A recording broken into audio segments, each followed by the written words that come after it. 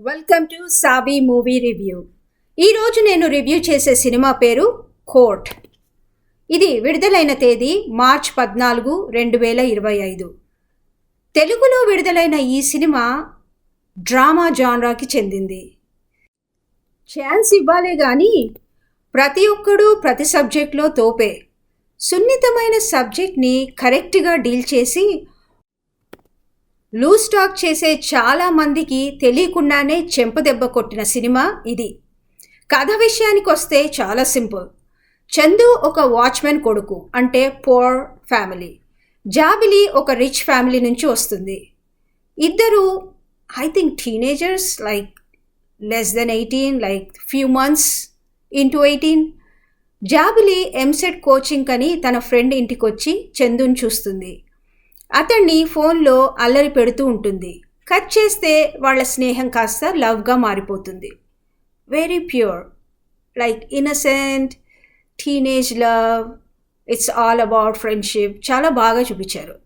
సడన్గా ఒకరోజు చందుని ఇంట్లోంచి పోలీసులు వచ్చి తీసుకెళ్తారు.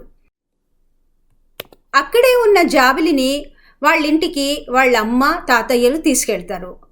మంగపతి జాబిలికి మావయ్య వరస. Very practical, strict. సమాజంలో పేరు ప్రతిష్టలంటే పడి చచ్చేవాడు. అమ్మాయిలు డ్రెస్లు ఎలా వేసుకోవాలో, ఎలా ఉండాలో నీతులు బోధించే అజ్ఞాని. జాబిలి ఒక పెద్ద కుటుంబంలోంచి వచ్చి చందుని, అంటే పోర్ ఫ్యామిలీలో ఉన్న ఒక యువకుడిని ప్రేమించిందని మంగపతి పోలీసులు లాయర్స్తో కలిసి చందు మీద పాక్సో కేసు పెడతారు. POCSO.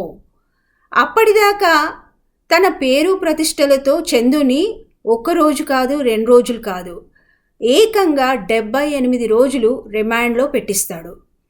చేసేది లేక చివరాఖరి హోప్తో చందు ఫ్యామిలీ సూర్యతేజ అనే అతని దగ్గరికి వెళ్తుంది.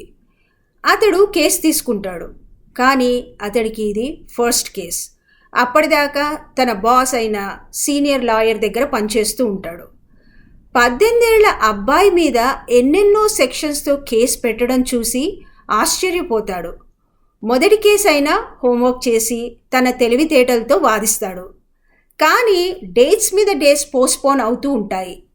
ఫైనల్గా సూర్యతేజ గెలుస్తాడు. ఒకవేళ ఈ కేసు ఓడిపోతే చందుకి ఏకంగా 14 ఏళ్ల జైలు శిక్ష పడుతుంది. అసలు సూర్యతేజ ఆల్మోస్ట్ జడ్జ్మెంట్లో ఉన్న కేసుని ఎలా తిరగరాసి గెలిపిస్తాడో చూడాలంటే సినిమా చూసి తెలుసుకోవాల్సిందే. నాకు ఈ సినిమాలో నచ్చినవి ఇన్నసెన్స్, లవ్, ఫ్రెండ్షిప్. అది మొత్తం డైరెక్షన్లో చాలా బాగా చూపించారు. ఇక యాక్టర్స్ వచ్చేసి శివాజీ సీనియర్ యాక్టర్ చాలా బాగా చేశారు. ఆయన క్యారెక్టర్ కూడా చాలా బాగుంది. ఇక కిడ్స్ ఇద్దరు కలిసి, అంటే చందు జాబిలి రోల్స్లో చేసిన ఇద్దరు చాలా బాగా చేశారు యాక్టర్స్. ఇక ఈ సినిమా చూస్తూ ఉంటే ఒకానొక సమయంలో ఇది ఆనర్ కిల్లింగ్కి రిలేటెడ్ టాపికా అనిపిస్తుంది. కానీ పరువు ప్రతిష్టల కోసం ఏకంగా లాస్నే మార్చేసి కేసుని డబ్బులతో కొనేసి ఒక యువకుడి జీవితాన్ని అతలాకుతలం చేద్దామనుకునే మంగపతి లాంటి వాళ్ళని చూస్తే ఈ దేశంలో ఇలాంటి వాళ్ళు కోనకోనలా ఉన్నారని అనిపిస్తుంది. ఒక్కోసారి ఇవన్నీ చూస్తే గగుర్పాటు పొడుస్తుంది. ఎందుకంటే పోర్ ఫ్యామిలీ నుంచి వస్తే ఇలాంటివన్నీ తట్టుకోవడం కష్టమే. ఇక ఈ సినిమాకి నా రేటింగ్ వచ్చేసి 3/5 స్టార్స్. కోర్ట్ సినిమా డైలీ లైఫ్లో యూస్ చేసే టర్మినాలజీకి క్లారిటీ ఇస్తుంది. కామన్ మ్యాన్కి కూడా ఆ వర్డ్స్ మీడియా యూస్ చేసినప్పుడు వాటి అర్థం ఏంటో తెలుస్తుంది.